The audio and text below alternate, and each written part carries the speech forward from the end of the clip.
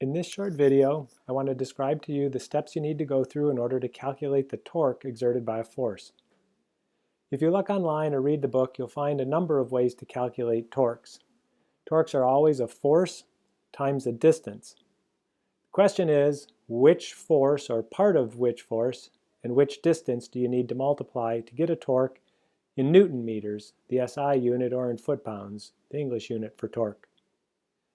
I'm going to stick to one way entirely, the way that's illustrated in equation 10.1 of your book, where a torque is equal to a force times a moment arm. So in order to calculate a torque in this way, first you need a force. So on diagrams, we've always illustrated forces as an arrow, where the length of the arrow is equal to the magnitude and the direction is the direction. So here's a generic force that points up and to the right. The next thing you need is the origin. You can't calculate a torque until you know the point you're calculating the torque about. In some instances, you can pick the origin however you want. In others, you need to pick the axis of rotation. But for this example, we'll just identify a point on the bottom of the screen. So the goal will be to calculate the torque exerted by that force F about the origin labeled O. The next thing you need is the line of action. The line of action is an abstract line that the force lies along.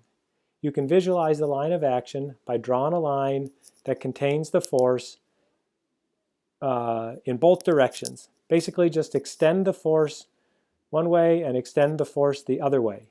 And that gives you the line of action.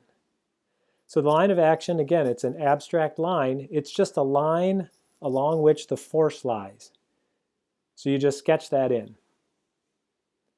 Then you need to calculate the moment arm.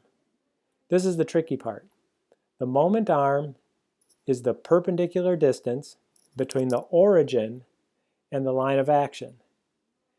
Or if you want to think of it like this, it's the closest distance that the line of action gets to the origin. In any case, in this diagram, the moment arm is that line. You have to draw a line that starts at the origin and ends at the line of action, but it meets the line of action at a right angle.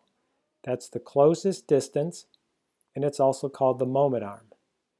Now in practice, you'll usually be given enough information to calculate that distance in meters.